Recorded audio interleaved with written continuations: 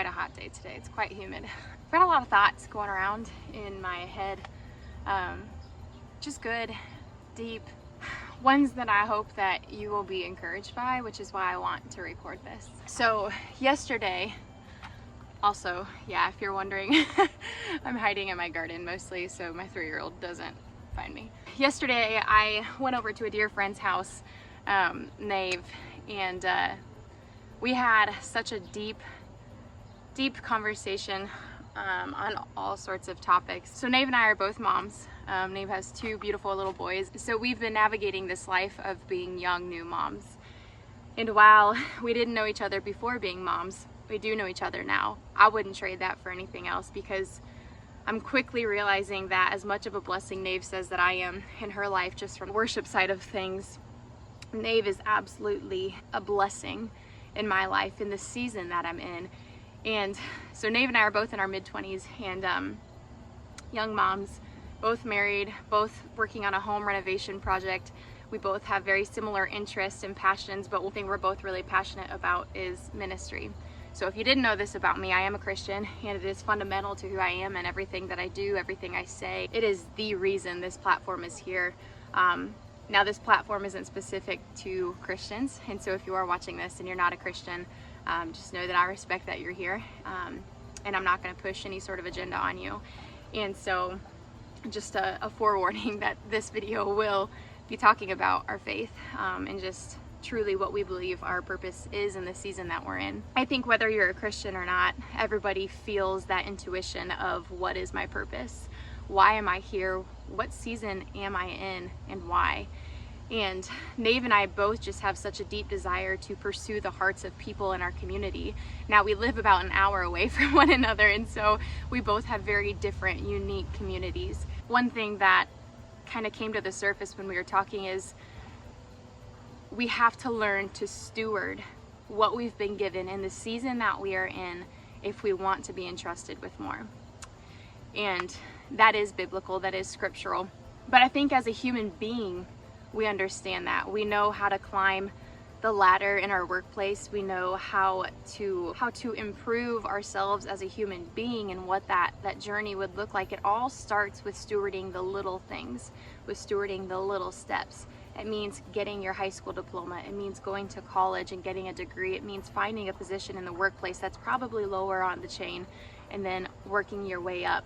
It also means finding somebody you love dearly and marrying them and creating a family. It all starts with little intentional steps.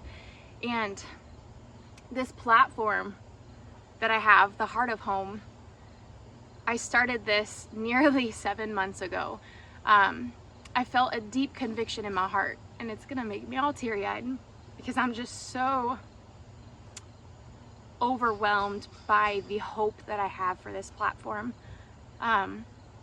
I started this out of a conviction that I truly believe was from the Lord, and I wasn't sure if it was the Lord or if it was my flesh when I first started it, and so I didn't tell anybody about it. And I just kind of said, okay, Lord, if this is what you're really calling me to do, then I trust you to spread the word. I trust you to lay this on people's hearts, to put it at their homepage of their YouTube, to put it on the suggested people on Instagram. And I didn't share it with anyone else except my husband. But he quickly affirmed that, yes, this is something I have for you. And whether it goes super large or just stays pretty local here, I don't know. But what I do know is that I want to be obedient to the things that the Lord has given me, which means I'm going to steward what I have right now in the season of having very little. And frankly, the Heart of Home is more than just garden tours. It's more than just teaching you how to grow a garden, teaching you how to preserve food, how to cook food, how to be a mom. It's more than that. It's deeper than that. It's more intentional than that. And what I learned at the Murray Fest Midwest Festival here a few weeks ago, I was talking with Jess Sowards and Jeremiah Sowards from Roots and Refuge, and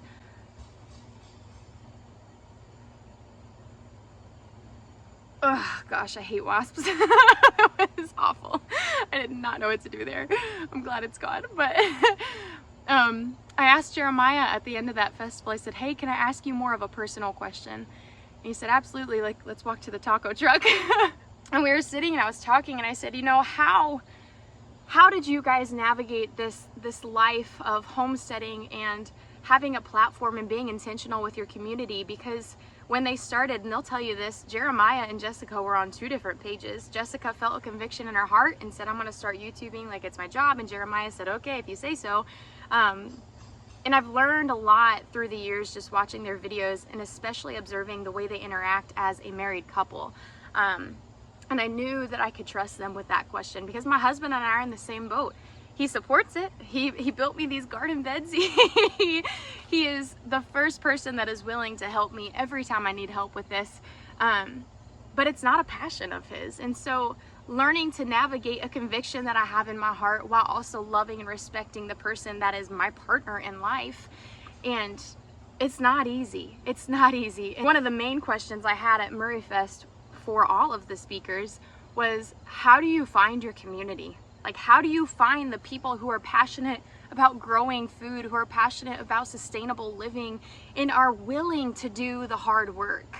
Because what Nave and I were talking about is we have all of these deep dreams, and I believe truly that every person has dreams that are so deep that they are scared to even acknowledge.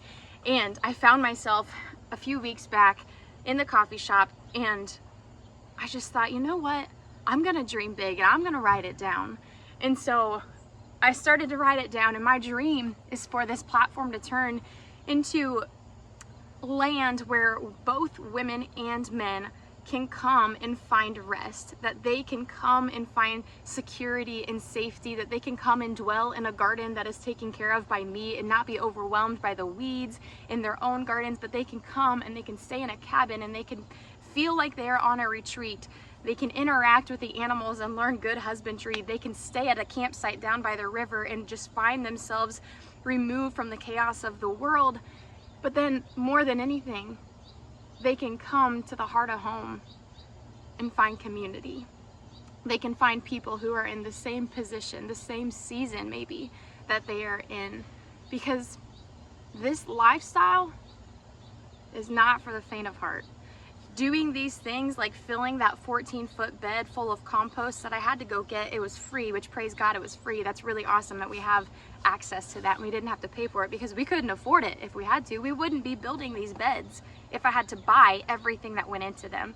But because I stewarded what I had, I was willing to sweat and put in the hard work even though I didn't want to. Let's be honest. That I have what I have now. We found the tin secondhand. Yes, we did splurge on the wood, but that was the one thing we were able to budget for and to do. I guess the whole point of what I'm trying to say here is I wish we weren't afraid to dream big.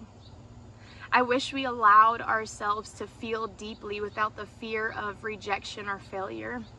I wish that we weren't afraid of the mistakes, that we wouldn't let them label us as a mistake, but they would encourage us to continue moving forward. They would encourage us to change our perspective, to change the way that we approach something. I think as a world, we've learned that failure is a bad thing, but in all reality, failure is a great thing. It's one of the best teachers. So why are we afraid of it? You know, it's through my own failures that I've even been able to share these things with you guys, to share the knowledge that I've attained, that I've acquired. You know, I can't tell you how many plants I've killed in the last few years, and I've had to just research and research and research and watch videos. I took the time to be vulnerable. I took the time to be okay with failing and to try something new. If you didn't know that about me, I try something new in the garden every single year, because I don't think that even the most experienced gardener has it all figured out. And frankly, I think Charles Dowding would tell you the same thing.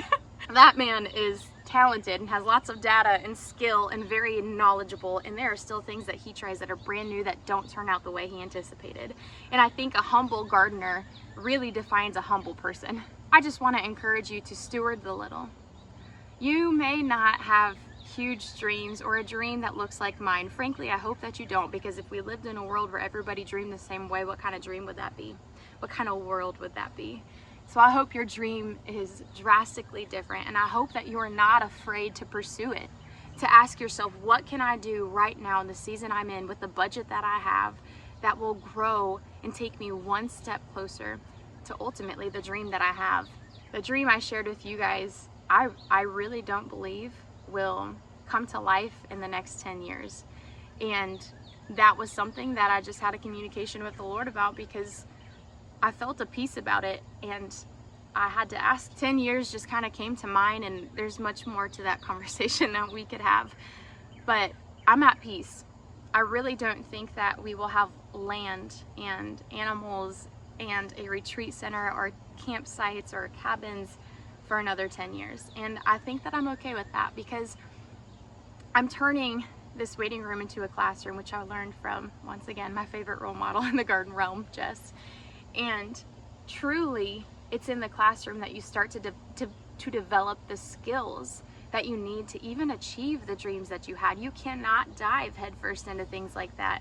You can, but you're gonna learn the hard way. I would recommend not diving headfirst into the shallow end.